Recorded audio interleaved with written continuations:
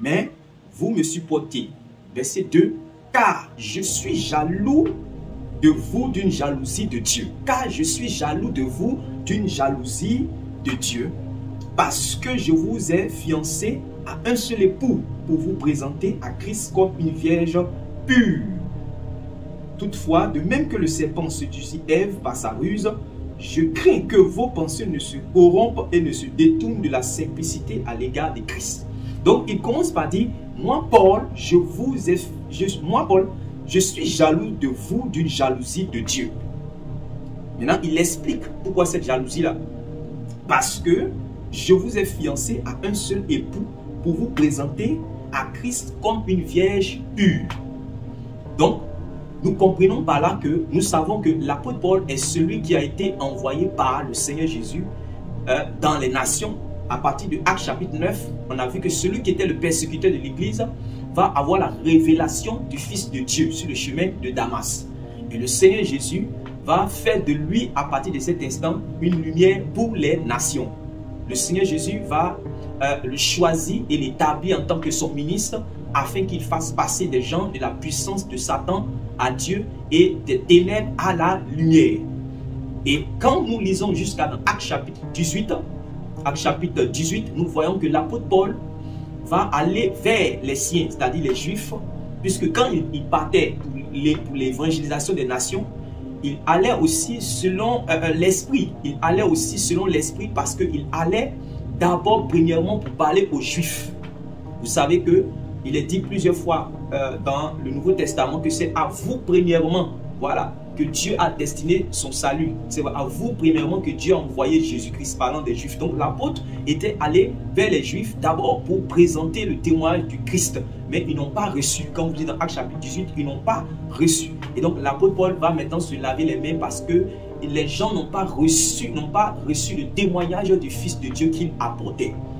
Donc, le Seigneur Jésus va apparaître à l'apôtre Paul pour lui dire de ne pas se décourager, de ne rien craindre, que personne ne pourra mettre la main sur lui et qu'il puisse rester dans cette ville, qu'il puisse rester dans ce lieu. Amen. Qu'il puisse rester dans ce lieu et puisse rester dans cette ville, car j'ai un grand peuple dans cette ville.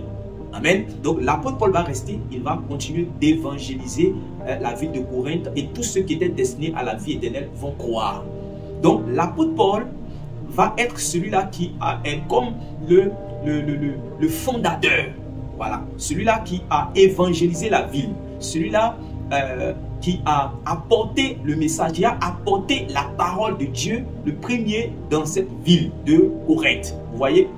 Et c'est pour cela que quand nous lisons dans 1 Corinthiens, le chapitre 3, il va dire Apollos, il va dire j'ai planté et Apollos a arrosé et c'est Dieu qui fait croître. Donc vous voyez que la notion de planter, donc c'était celui qui a commencé le premier l'œuvre, j'ai planté. Et Apollos ensuite a arrosé. Vous savez que l'apôtre Paul, vu qu'il avait il faisait une œuvre apostolique, donc il ne durait pas, c'est-à-dire qu'il ne faisait pas une œuvre pastorale, il n'était pas chaque fois présent. Vous voyez, et à cause même des persécutions, quand nous sommes dans le livre des Actes des Apôtres, nous voyons qu'il allait ça et là. Voilà, il commençait, il évangélisait, il faisait un peu d'œuvre pastorale, il établissait des personnes et ensuite il continuait la mission. Souvent, c'est la persécution qui fait qu'il continue. Donc, quand il va partir, il y aura des gens qui vont continuer la pastorale là pour bâtir les saints. Donc, l'apôtre Paul n'était pas à Corinthe pendant qu'il disait que j'ai planté et Apollos a arrosé parce qu'en réalité, il n'est pas là.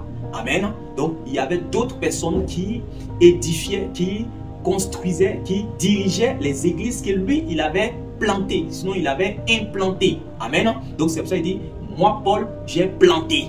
Voilà. Donc, Apollos a arrosé et c'est Dieu qui fait croître. Et l'apôtre même va dire plus tard encore, toujours dans le même chapitre que j'ai planté comme un sage architecte et que chacun fasse attention à la manière dont il bâtit. Qu'est-ce que l'apôtre Paul a planté?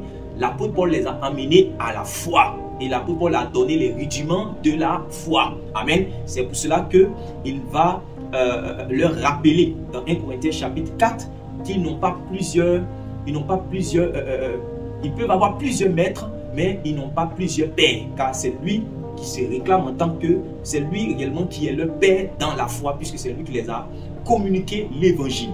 Voilà. Maintenant, quand il dit, je suis jaloux de vous, a-t-il raison de le dire? Oui. Parce que le but de l'apôtre Paul, selon Colossiens chapitre 1, le verset 28, ce n'était pas que de transmettre la foi aux gentils. Ce n'était pas que de transmettre la foi aux non-chrétiens. Ce n'était pas que de transmettre la foi aux païens. Mais après avoir transmis la foi, il devait les enseigner selon l'enseignement du Seigneur, afin qu'ils puissent avoir la connaissance de la vérité qui est selon la piété. En ce moment, ils seront transformés, ils seront à l'image de celui qui a appelé l'apôtre Paul, qui est le Seigneur Jésus-Christ. Donc, il va dire dans Colossiens chapitre 1, je travaille à présenter à Dieu tout homme devenu parfait en Christ. Donc, quand l'apôtre Paul arrive dans une contrée ou dans une ville, un village quelconque, que l'apôtre Paul implante une œuvre en évangélisant, en prêchant l'évangile, et que les gens croient, il implante réellement une œuvre, son but n'est pas seulement d'implanter. D'ailleurs, il disait que il n'est pas venu pour baptiser. Vous voyez? Pas que le baptême n'est pas venu. Il disait qu'il n'était pas venu pour baptiser, mais il était venu en réalité pour présenter à Dieu tout homme devenu parfait en Christ. Vous savez, ça veut dire en réalité que le jour où il va comparaître, le jour, au jour de Christ, au jour du salut, l'apôtre Paul, ce qui va faire sa joie, comme d'ailleurs tous les apôtres, c'est que non seulement moi je rentre, je suis sauvé, mais tout ce que le Seigneur m'a confié, ils ont été sauvés. Voilà, parce qu'en réalité, l'apôtre Paul sait ce qu'on appelle le salut. C'est-à-dire qu'il veut que tout ce que Dieu lui a confié, puisqu'il disait que c'est eux qui sont sa couronne, il faut qu'il puisse entrer aussi. Voilà, vous savez que c'est ce que le Seigneur Jésus aussi, réellement, s'est attelé de faire pendant son ministère terrestre. Comme vous voyez la prière sacerdotale dans Jean chapitre 17, il dit, je n'ai perdu aucun de ceux que tu m'as donné. Donc le but d'un berger, réellement, ce n'est pas seulement d'aller prendre les âmes dans le monde pour les emmener dans le corps du Christ après le baptême. Non, mais c'est de les édifier afin qu'ils puissent être conformes à l'évangile, puissent être à l'image même de celui qui les appelle, du haut des cieux, à l'image même du Fils de Dieu, à la ressemblance même du Fils de Dieu. En cela, on pourra dire que tu as fait un bon travail. Est-ce que vous vous souvenez? Donc, l'apôtre Paul dit qu'il est jaloux par rapport à quoi? Parce que l'apôtre Paul, il dit, je suis jaloux de vous d'une jalousie de Dieu. Pourquoi? Parce que l'apôtre Paul, après avoir commencé réellement le ministère d'implantation, le fait d'avoir posé le fondement qui est Christ, le fait de les avoir évangélisés, de les avoir amenés dans la foi, l'apôtre Paul n'était plus là à cause de la persécution. Si vous voyez que quelqu'un écrit une lettre apportée à l'église, ça veut dire qu'en réalité, il n'est pas là. Si lui-même il est là, il ne va pas apporter la lettre, il va enseigner, il va prêcher. Donc, les lettres que l'apôtre Paul écrivait, c'est parce que lui-même n'était pas là sur le terrain. Ouais. Mais quand il n'était pas là sur le terrain, il y avait des super, ce qu'il a appelé comme étant des super apôtres qui sont levés. Non seulement ils ont prêché un faux évangile, voilà, ils prêchaient un évangile qui n'était pas correct, ils ne prêchaient pas la saine doctrine, ils ne prêchaient pas l'évangile selon le Seigneur Jésus-Christ. Il y avait ça, mais aussi ils enlevaient l'apôtre Paul même dans le cœur des Corinthiens. Voilà, en insultant l'apôtre Paul, voilà, tout ça l'apôtre Paul va parler de ça dans 1 Corinthiens et surtout dans 2 Corinthiens à partir du chapitre 10 jusqu'au chapitre 13. Vous allez voir que l'apôtre Paul va faire comme une défense de son apostolat. Voilà. Donc, il y avait ces gens-là qui étaient venus non pas pour arroser, et du moins, non pas pour, non pas pour arroser comme Apollos, mais ils venaient en fait pour détruire le travail que l'apôtre Paul avait commencé. C'est pour ça qu'il va dire, j'ai planté, j'ai posé les fondations comme un sage architecte et que chacun fasse attention à la manière dont il bâtit. Il n'a pas dit, j'ai déjà posé les fondements comme un sage architecte. Maintenant, bon, ce qui est sûr comme le fondement, c'est Jésus-Christ. S'ils ont déjà Jésus-Christ, c'est fini. Tout ce que vous allez faire là-dessus, construire là-dessus, ça ne pourra rien faire. L'essentiel, ils ont déjà Christ. Non! Ils savaient que, bien que les Corinthiens avaient reçu le fondement, si on venait construire sur ce fondement-là avec réellement des faux éléments, ça ne pouvait pas bâtir, ça ne pouvait pas construire l'église. Est-ce que vous voyez? Ça ne pouvait ni construire, ni édifier, ça ne pouvait pas bâtir réellement l'église. Voilà. Donc, ces super apôtres-là, c'est d'eux que l'apôtre Paul est réellement en train de parler ici. Et il est comme en train d'avertir les Corinthiens en leur disant qu'il est jaloux. Et c'est normal qu'il soit jaloux d'une jalousie de Dieu. Ouais.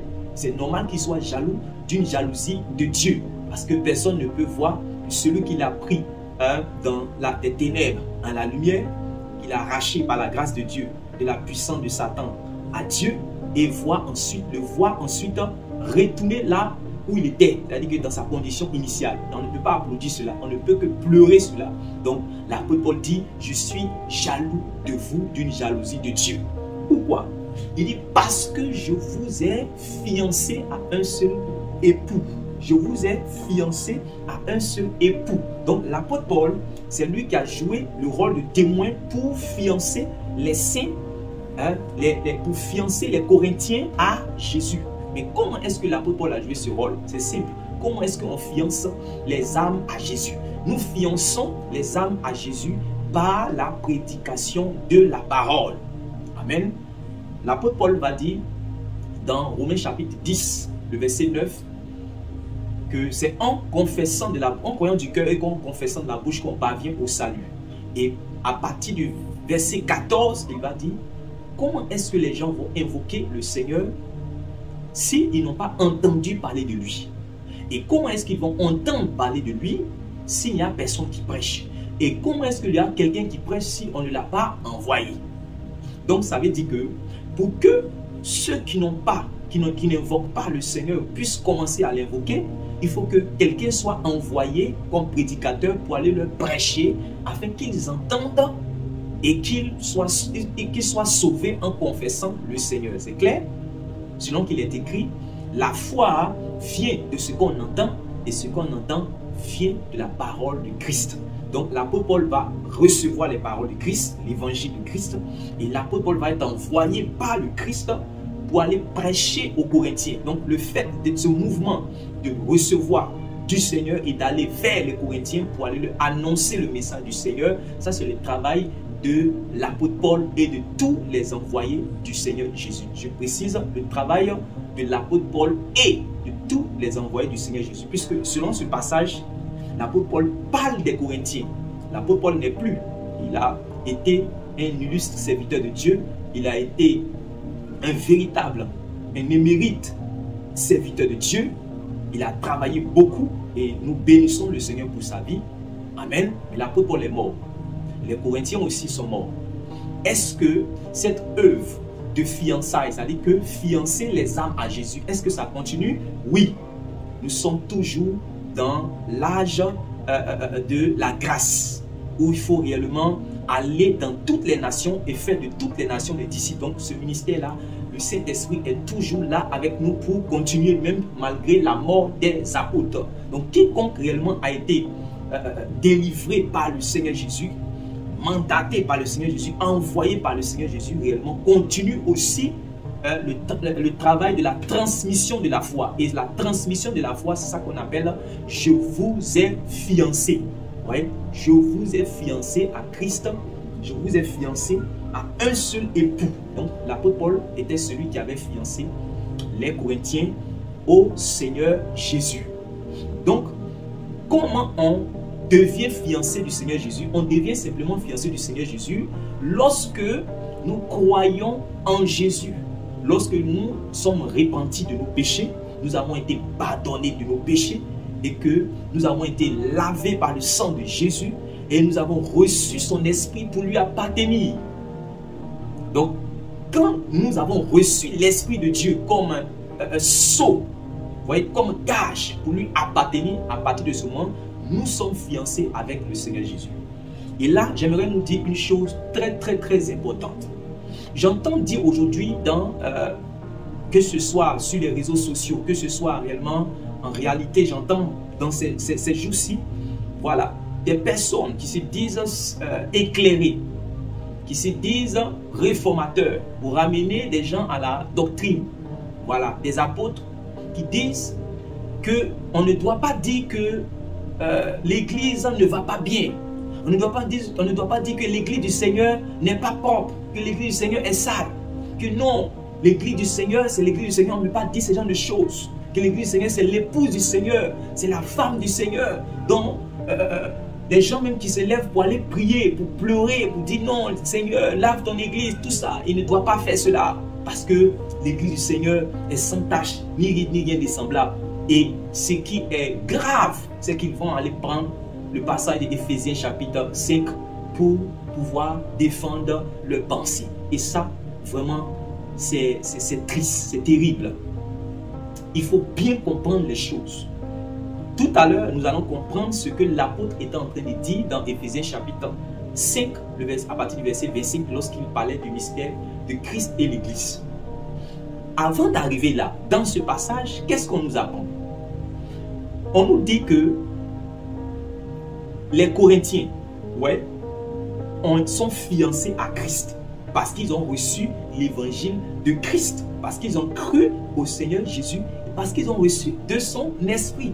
Donc, quiconque est dans cette condition-là est dans la posture de fiancé. Or, vous savez qu'en réalité, le mariage se fait en deux parties. Voilà, dans presque toutes les coutumes, le mariage se fait en deux parties. Voilà, nous savons que le Seigneur lui-même, le salut vient des Juifs, mais le Seigneur, selon la chair, il est juif selon la chair. Donc, le salut vient des Juifs. Donc, comment est-ce que même les fiançailles se faisaient, comment est-ce que du moins le mariage se faisait chez les Juifs? Donc, nous devons bien comprendre. Première étape, c'est l'étape des fiançailles. C'est pour cela même que, selon Apocalypse chapitre 19, à partir du verset 6, nous voyons que les noces de l'agneau ne sont pas encore arrivées. Donc, la première étape du mariage, c'est qu'il y ait réconciliation, qu'il y ait engagement d'abord, qu'il y ait engagement d'abord, qu'il y ait alliance d'abord, qu'il y ait fiançailles d'abord. Donc, c'est les fiançailles qui sont réellement la première étape. Et pour ceux qui sont des anglophones, vous savez qu'en anglais, les fiançailles, on dit engagement. Voilà, engagement. Donc, c'est un engagement en vue du mariage. Ouais, les fiançailles, c'est un engagement en vue du mariage. Mais ce n'est pas le mariage en tant que tel. C'est pour cela que nous tous nous attendons les noces de l'agneau. Or, quiconque est dans cette posture d'attente des noces, ça veut dire que si on veut regarder dans le fond, nous ne sommes pas encore la femme, je veux dire, certifiée de Christ, mais nous sommes des fiancés de Christ. Est-ce que nous comprenons? C'est pour cela que dans la parabole prophétique des 10 vierges, le Seigneur va dire, le royaume des cieux sera semblable à 10 vierges qui allaient à la rencontre de l'époux. Donc, elles étaient déjà des vierges de l'époux, mais il fallait qu'elles puissent avoir accès aux noces, elles puissent avoir accès réellement à la salle des noces pour que le mariage soit confirmé. Donc, tant que le mariage n'est pas confirmé, réellement par cette union définitive réellement entre l'époux et l'épouse, on ne peut pas parler réellement de mariage. C'est ce qui fait que nous, Église réellement, qui sont sur la terre ici, là, nous savons que même depuis le temps de l'apôtre Paul, depuis le temps des apôtres jusqu'à cette heure-là, puisque le Seigneur Jésus n'est pas encore revenu, nous sommes dans la posture de fiancé et non de femme. Maintenant, est-ce qu'on peut dire que réellement l'Église est la femme de Christ? Oui, l'Église est la femme de Christ. Et je nous explique maintenant ce principe pour pouvoir comprendre. Puisqu'on vient de dire que les fiançailles, c'est un engagement en vue du mariage. Je vais nous donner des exemples simples. Voyez, un jeune homme avec une jeune sœur sont simplement des amis.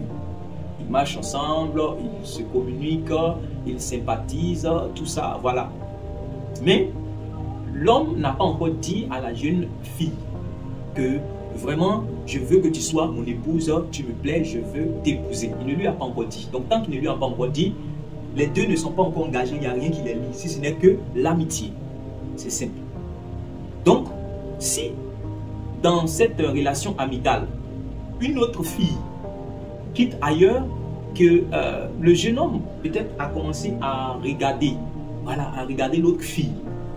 Est-ce que l'autre qui est son ami peut être jalouse? Est-ce que je veux dire, est-ce que ça, même si elle est jalouse, que sa jalousie peut être déclarée? Puisque en réalité, il n'y a pas de lien entre les deux. Nous ne sommes que des amis. Il n'y a pas d'engagement entre nous. Donc, je peux encore m'engager. Sinon, je peux m'engager puisque je ne suis pas encore engagé quelque part. Donc, je peux m'engager. Donc, vous allez comprendre maintenant pourquoi l'apôtre Paul a dit « Je suis jaloux ». Voilà. Si c'était les Corinthiens qui n'avaient pas reçu l'évangile, c'est-à-dire les païens de cette ville-là, qui faisaient ce qu'ils voulaient, l'apôtre Paul n'allait pas dire « Je suis jaloux ». Mais s'il dit « Je suis jaloux », c'est parce qu'en réalité, il était témoin d'une union.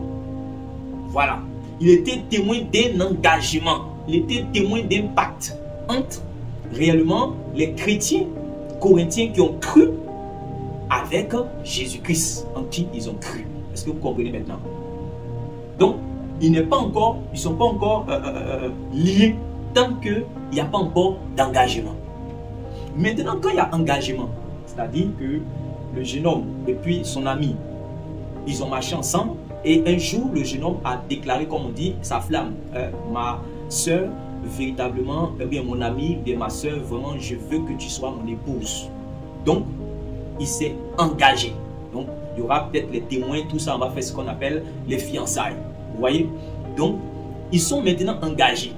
Même s'ils ne sont pas encore, ils ne sont pas encore connus le jour des noces, supposons maintenant que une autre jeune fille également tourne autour de ce jeune homme.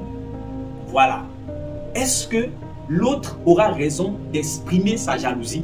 Oui, elle aura raison d'exprimer sa jalousie parce qu'il y a un engagement entre les deux. Est-ce que vous suivez? Il y a un engagement entre les deux et cet engagement, c'est en vue du mariage. Donc, ça veut dire que même s'ils ne vivent pas communément, même s'ils ne se sont pas encore connus, même s'ils ne sont pas encore attachés, même s'ils ne sont pas encore déclarés d'une manière officielle comme étant mari et femme, ils sont comme mari et femme. Est-ce que vous suivez maintenant? Voilà. Puisqu'ils sont engagés en vue du mariage. Le mariage va venir bientôt. Mais il y a eu d'abord un premier mariage qu'on appelle les fiançailles. Il y a eu d'abord une première alliance qu'on appelle les fiançailles. Voilà. Je ne vais pas rentrer trop dans l'hébreu, sinon ça va nous permettre de pouvoir comprendre certaines choses. Voilà. Je ne vais pas rentrer dans l'explication du mariage hébraïque. Vous allez comprendre certaines choses. Voilà. Peut-être une autre fois on parlera de ça. Mais une chose est sûre et qu'il faut comprendre, c'est que dès l'instant que les noces ne sont pas encore venues, ça veut dire que nous sommes dans la posture de fiancé de Christ. Quand vous comprenez ces choses, vous allez voir que vous ne pouvez plus discuter dans les affaires de est-ce qu'on peut perdre le salut, est-ce qu'on ne peut pas perdre le salut, voilà, un chrétien, est-ce qu'un chrétien peut se détourner de la foi? Toutes ces choses, vous n'allez même pas rentrer parce que vous avez compris l'esprit. Voilà, vous avez compris maintenant l'esprit. Voilà, donc c'est clair que c'est Paul qui était témoin de cet engagement entre réellement Christ et les Corinthiens. Et aujourd'hui, Christ, nous aussi, nous avons reçu l'évangile, donc nous sommes aussi également les fiancés de Jésus. C'est bon? Voilà.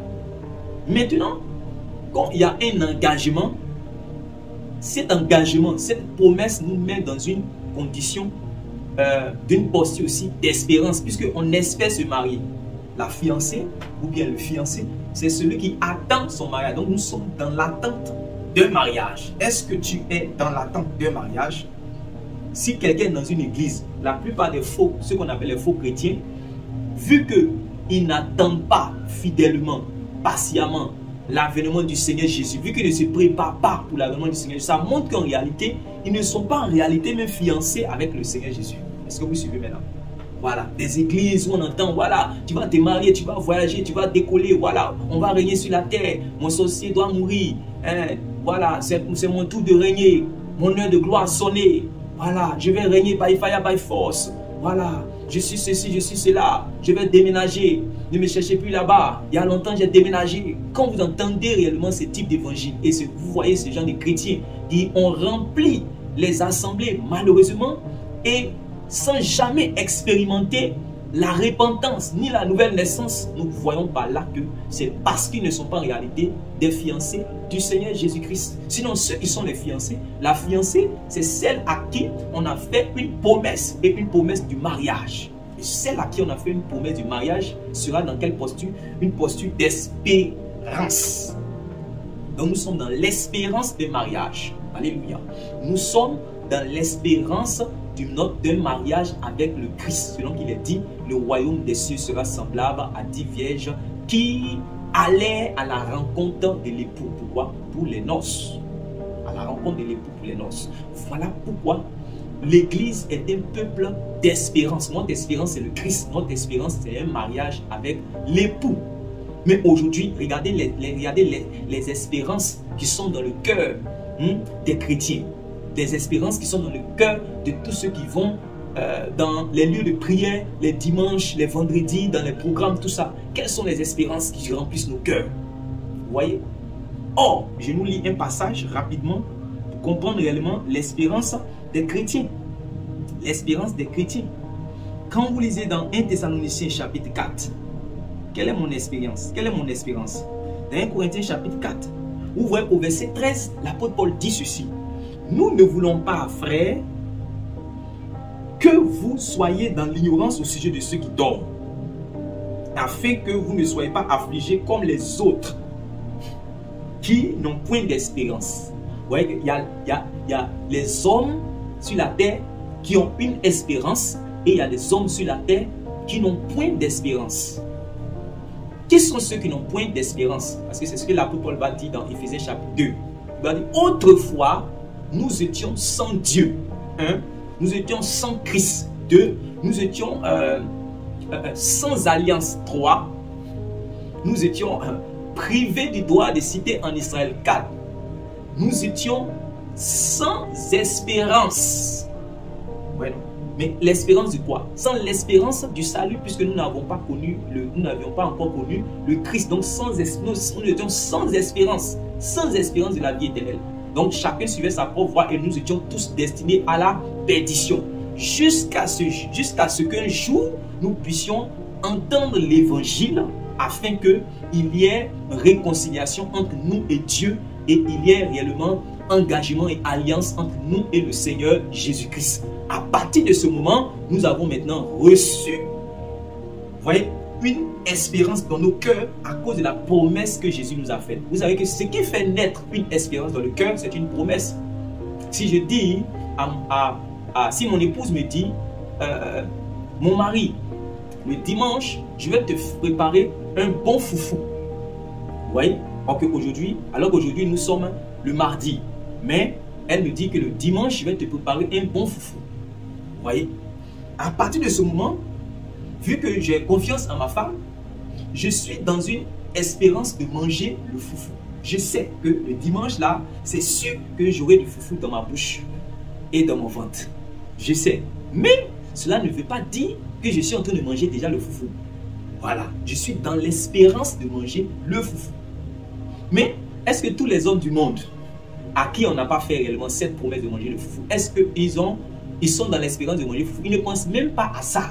Donc, vous voyez que la plupart des assemblées, des réunions, tout ce que l'église, tout ça, où il n'y a pas l'espérance, il n'y a pas l'espérance réellement du royaume de Dieu, l'espérance de la vie éternelle avec Christ, l'espérance de voir Jésus un jour, l'espérance de s'unir avec Jésus un jour, l'espérance de vivre la félicité céleste, la vie éternelle avec le Christ, l'espérance de rencontrer le Christ qui vient dans les airs et d'être avec lui pour tous les jours. Tout lieu, tout endroit où il n'y a pas ça, c'est parce qu'en réalité, ils ne sont pas, si on regarde bien, ils ne sont pas en alliance avec lui. Est-ce que vous me suivez maintenant? Voilà. Donc l'église elle-même est un peuple qui a l'espérance. Un peuple qui a une espérance. Et cette espérance, c'est l'espérance de la vie éternelle. On peut lire Tite chapitre 1, le verset 1 à 2. On dit Paul, serviteur de Dieu et apôtre du Seigneur Jésus, pour la foi des élus de Dieu et la connaissance de la vérité qui est selon la piété, lesquels reposent sur l'espérance de la vie éternelle, promise par le Dieu qui ne ment point. Vous voyez? Voilà. Donc l'église, les saints, les rachetés, les disciples du Seigneur Jésus, ce sont ceux qui ont l'espérance, qui ont une espérance, et cette espérance est l'espérance de la vie avec Dieu pour tous les jours, par Jésus-Christ notre Seigneur. Et cela va se confirmer au retour du Seigneur Jésus. Voilà ce qu'on appelle la première résurrection. Amen. Voilà. Maintenant, tous ceux qui sont dans cette attente-là, ils sont en réalité dans la condition dans la posture de fiancé. Voilà. Donc, à vous qui dites, ou bien à plusieurs qui disent non, à plusieurs qui disent non, qu'on ne doit pas, l'église est la femme de Christ. L'église est glorieuse, l'église est sans tache. Toi-même, quand tu dis cela, est-ce que dans ta tête, est-ce que tu es sûr que l'église est sans tache, ni ride, ni rien de semblable? Non.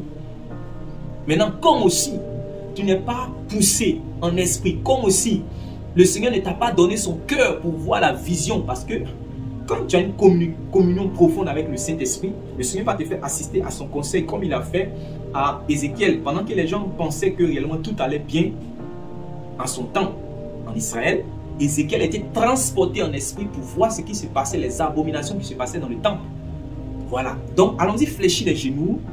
Voyez, et quand on va fléchir les genoux, nous allons comprendre la vision que le Seigneur va nous donner de son église. Vous allez comprendre pourquoi, quand nos frères sont ravis par la grâce de Dieu au ciel, pour aller voir les choses qui sont dans le corps de Christ, parce que tant qu'on est ici, on ne voit pas bien, mais regardez bien vous-même. On voit, voyez, aujourd'hui, les scandales partout. Quelqu'un peut s'établir pour dire oui, mais on parle des scandales, donc ce n'est pas le corps de Christ. Si vous lisez la lettre aux églises, les lettres aux églises, Apocalypse chapitre 2, Apocalypse chapitre 3, le Seigneur était en train de parler à qui? Le Seigneur était en train de parler à son église. Il parlait à son église, les 7 églises de l'Asie qui étaient là. L'apôtre Jean du moins a été transporté en esprit. Il a vu, le Seigneur lui a dit de voir 3 choses. Ouais. Écrit 3 choses. Il y avait les choses qui sont, du moins les choses que tu as vues, les choses qui sont et les choses qui sont sur le point d'arriver. Les choses que tu as vues, c'était le Seigneur Jésus lui-même dans sa gloire. Les choses qui sont, c'était la réalité de l'église. Voilà. Et toutes les églises sauront que je suis celui qui sonde les cœurs et les reins et je vais rendre à chacun selon ce qu'est son œuvre. C'est pour ça, dans 5 des 7 églises, le Seigneur va dire je connais tes œuvres. Donc c'est la réalité, les choses qui sont. Donc il y a beaucoup de choses qui se font dans l'église. Et aujourd'hui, nous voyons que ce n'est pas ce que le Seigneur avait commandé de dire qui est dit. Ce n'est pas ce que le Seigneur avait commandé de faire qui est fait. Et aujourd'hui, en réalité, voilà la réalité de l'église. Sinon, une chose est sûre, celle que le Seigneur Jésus va prendre avec lui pour les noces, elle sera sans tache, ni ride, ni rien de semblable. Et c'est ce qui est écrit maintenant dans Éphésiens, le chapitre 5, le verset 25. Qu'est-ce qu'il est dit? Marie, aimez vos femmes comme Christ a aimé l'Église et s'est livré lui-même pour elle. Amen. Afin de la sanctifier par la parole, après l'avoir purifiée par l'eau du baptême. Donc, pour se faire une Église sainte, sans tache, ni ride, ni rien de semblable, le Seigneur a fait 2 choses. Il va les racheter, il va donner sa vie pour racheter, voyez, les âmes. Il va confirmer réellement ce rachat-là par le baptême d'eau. Et après avoir été racheté, il va encore la sanctifier par la parole. Donc, vous voyez ce travail, afin que cette église-là devienne, c'est-à-dire, afin de faire paraître devant lui cette église glorieuse. Vous voyez, afin de faire paraître devant lui. Oh, il y a beaucoup de choses à dire dessus. Afin de faire paraître devant lui. Il parle ici de la première résurrection. Il parle de ce qu'on appelle dans notre jargon communément l'enlèvement. Afin de faire paraître devant lui. Donc ici, c'est un idéal. Ici, c'est une prophétie. Voilà pourquoi j'aime dire même la parabole prophétique des 10 vierges. C'est ainsi que le royaume des cieux sera. Mais on n'a pas dit que ça veut dire que actuellement nous parlons, l'église est sans tache, ni ride, ni rien de semblable. L'église est glorieuse. Non. L'église sera glorieuse là. Quand le jour va arriver, tout le monde entier même va savoir. Voilà. Parce que Jésus a déjà prophétisé cela dans Matthieu chapitre 4. L'apôtre Paul a déjà parlé de ça dans 1 Thessaloniciens chapitre 4 qu'on avait commencé de lire. Quand vous prenez à partir du chapitre 16, à partir du verset 16 du moins, on dit qu'au son de la trompette de Dieu, réellement, le Seigneur Jésus va descendre du ciel. Amen. Et quand il va descendre du ciel, il va ressusciter par la puissance de la résurrection qu'il a reçue réellement de son Père. Et il va ressusciter réellement les morts en Christ. Pas n'importe quelle mort. Ceux qui sont morts avec l'espérance de la vie éternelle, il va les ressusciter. Et quand ils vont ressusciter, ils ne vont pas monter sans ceux qui sont restés, nous qui sommes vivants. C'est-à-dire que le Seigneur Jésus est venu à notre époque. Voilà. Mais nous serons changés en même temps, au même instant avec eux. C'est eux qui vont ressusciter d'abord. Nous serons changés avec eux. Et ensemble, eux, c'est-à-dire que les morts et les vivants, seront réellement transformés en la même image. Mais cette image, c'est ça qu'on voit ici. Glorieuse, sans tache, ni ride, ni rien de semblable. Glorieuse, irrépréhensible, sainte, sans défaut, sans reproche. Mais quand il lit dans Apocalypse chapitre 2 et Apocalypse chapitre 3, on voit les reproches. Donc, nous qui sommes sages, on doit être avertis pour prendre en considération les reproches que le Seigneur Jésus a fait, les mises en garde que le Seigneur Jésus a fait dans réellement ces lettres qu'il a données aux églises, afin de ne pas marcher ainsi, pour que nous puissions être dignes d'avoir part à la première résurrection, parce que bien sûr, il y a un principe de dignité. Donc, bien aimés frères et sœurs, ce qu'il nous faut comprendre simplement, c'est que nous, en tant que chrétiens, disciples du Seigneur Jésus-Christ, nous sommes fiancés et nous attendons les noces. Dans Apocalypse chapitre 19, la chose a été claire. Apocalypse chapitre 19, le verset 6. Apocalypse chapitre 19, le verset 6. Il dit ceci. Et j'entendis comme une voix d'une foule nombreuse, comme un bruit de grosses eaux, et comme un bruit de fort tonnerre, disant, Alléluia, car le Seigneur notre Dieu est entré dans son règne. Donc, le Seigneur n'est pas encore entré dans son règne. Quand les noces de l'agneau vont arriver, c'est là en réalité que le Seigneur va entrer dans son règne. Donc le Seigneur n'est pas encore rentré dans son règne. C'est pour cela que son épouse ne peut pas être en train de régner ici. Ouais. Son épouse ne peut pas être en train de régner ici parce que le règne n'est pas encore arrivé. Amen. Le Seigneur n'est pas encore rentré dans son règne. Mais il faut que la trompette sonne. Selon Apocalypse chapitre 11, à partir du verset 15. Il faut que la trompette sonne d'abord pour que le Seigneur puisse entrer dans son règne, puisse prendre possession de son règne. Voilà, afin de pouvoir régner avec la reine qu'est cette église sans tâche qu'il va réellement délivrer réellement de la colère. Donc, alléluia, car le Seigneur, notre Dieu Tout-Puissant, est entré dans son règne. Verset 7, réjouissons-nous et soyons dans l'allégresse et donnons-lui gloire, car les noces de l'agneau sont venues. Ouais, non. Car les noces de l'agneau sont venues. Oh, si c'est une prophétie, ça veut dire que les noces de l'agneau ne sont pas encore venues. Mais ça veut dire que nous devons nous préparer pour être sans tache ni rien de semblable. Puisque en réalité, il nous avertit que c'est ce que sera cette église qu'il va sélectionner. Voilà. Jésus, quand il avait enseigné sur la parabole des noces, il avait été clair. À la fin de la parabole, au verset 14 de Matthieu chapitre 22, il a dit, car il y a beaucoup d'appelés, mais il y a peu d'élus. Ça veut dire que ceux qui vont monter réellement avec le Seigneur pour aller à sa rencontre, pour être délivrés de la colère et vivre éternellement avec Dieu, là, ils seront peu parmi tous ceux qui ont été appelés à la vie éternelle. Est-ce que nous comprenons ça? Voilà pourquoi maintenant, tous ceux qui ont été rachetés, toutes les âmes qui ont répondu à l'appel de Dieu, toutes les âmes qui ont répondu à l'appel du Fils de Dieu, doivent nécessairement se préparer pour aller à sa rencontre. Elles doivent se préparer nécessairement pour aller à sa rencontre. Je vais finir par là. Quand, pour nous qui avons lu, pour vous qui avez lu le livre d'Esther, le roi, après avoir déchu après avoir déchu la reine Vashti, il va promulguer un décret. Et cet édit va dire qu'il faut aller dans toute la Babylone pour aller prendre réellement, dans tout le pays, d'aller prendre réellement, sélectionner des vierges. Et on avait donné le critère qu'elles soient belles, voilà, et vierges. Voilà. belle de figure et vierge. Donc, ils sont allés et ils ont sélectionné ces vierges filles qui étaient belles. On a pris 10 dedans. Vous voyez, ça ressemble un peu à la parabole prophétique des 10 vierges que le Seigneur a prêché dans Matthieu chapitre 25. Donc, après ça, quand on les a prises et qu'on les a envoyées maintenant dans le palais, est-ce que c'était fini? Non. Ces vierges qui avaient été sélectionnées réellement de la Babylonie là, devaient être encore soumises à une épreuve de nettoyage. Vous voyez, on devait encore les nettoyer, les conditionner.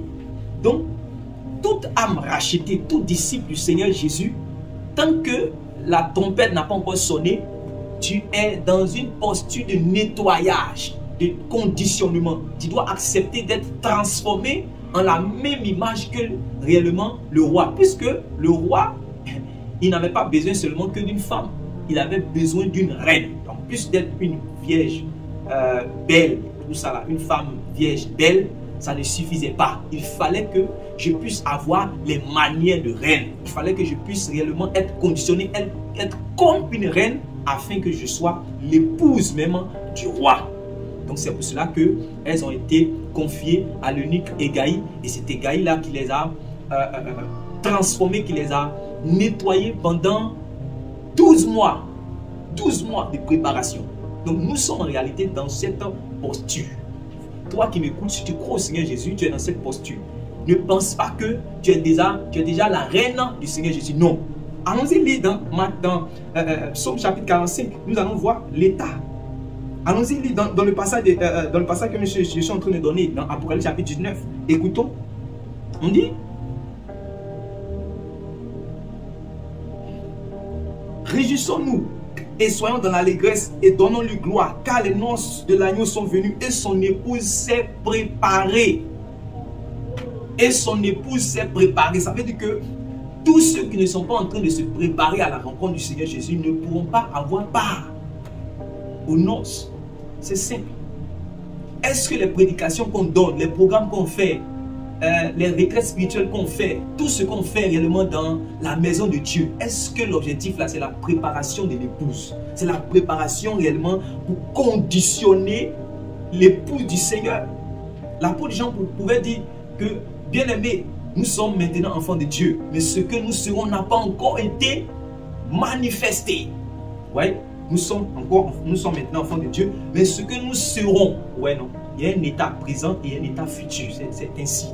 Donc quand vous voyez les frères en train de prier, gémir, pleurer pour l'église, c'est par rapport à l'état présent, pour que cette église puisse avoir l'aspect réellement de l'état futur. Donc si vous voyez les saints, les intercesseurs toujours pleurer, prier réellement pour que l'église qui est sale puisse devenir pure, gloire à Dieu. Parce que les standards de l'époux sont élevés. Donc nous allons toujours, d'ailleurs quand le Seigneur lui-même, la plupart des songes, des visions que nous voyons, que le Seigneur a mené des soeurs, des frères pour venir raconter, vous voyez que le Seigneur souvent est en larmes. Le Seigneur souvent en larmes. Écoutez-moi bien aimé. Ne pensons pas que comme le Seigneur Jésus a été glorifié et qu'il est assis réellement sur le trône de son Père dans les cieux, à la droite de Dieu dans toute la gloire, il est assis, hein, et puis en Pacha, il est assis et bon, il reçoit l'adoration, c'est fini. Et puis tout ce qui se passe réellement sur la terre, il ne fait rien par rapport à ça. C'est faux et c'est complètement faux.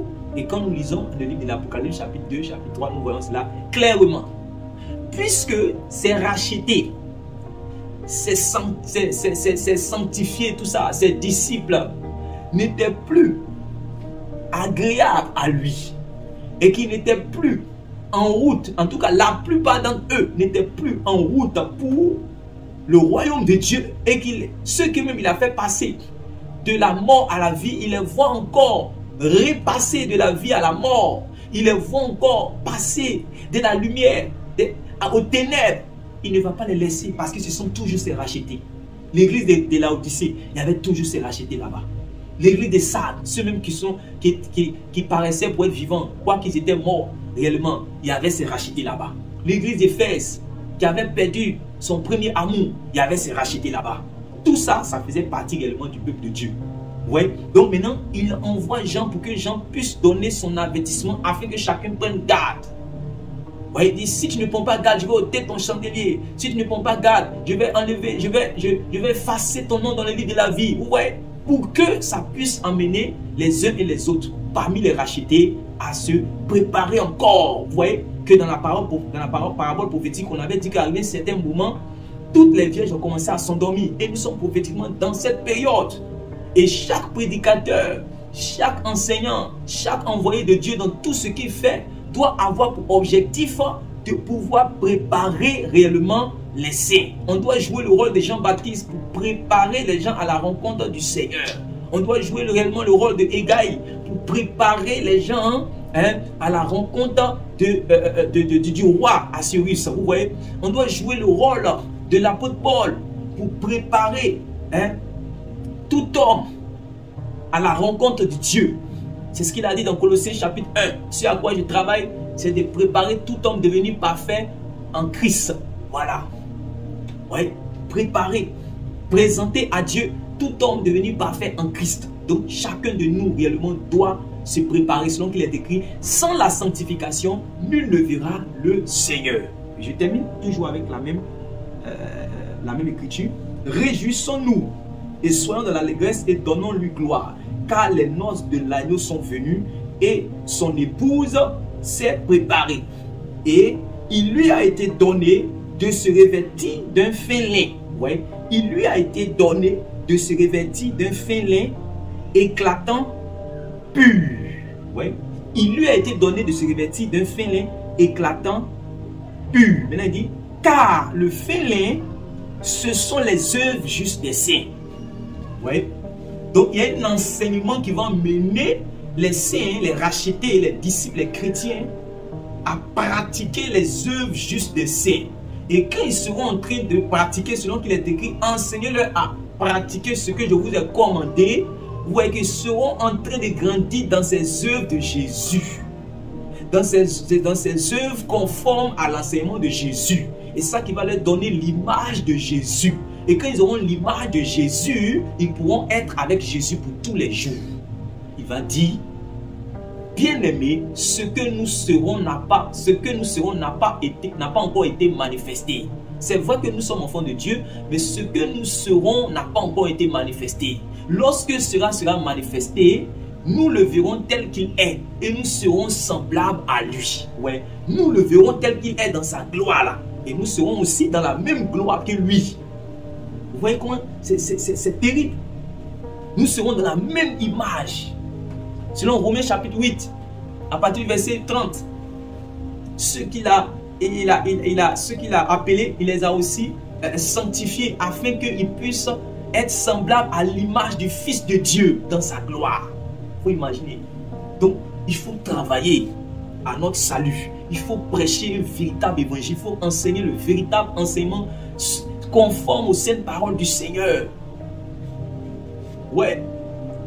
Parce que de la même manière que le premier Adam qu'on a vu dans le jardin, il n'a pas pris Ève comme étant réellement sa femme tant qu'il n'avait pas d'abord vu en Ève son semblable. Quand il a regardé Ève, il a dit, voici, cette fois-ci, celle qui est mon vis-à-vis, qui est mon semblable.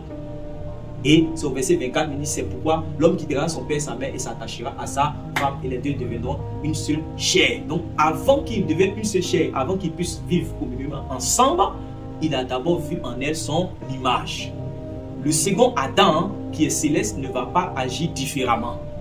Avant qu'il puisse aussi réellement prendre l'église comme étant réellement son épouse, il doit d'abord voir en elle cette maturité.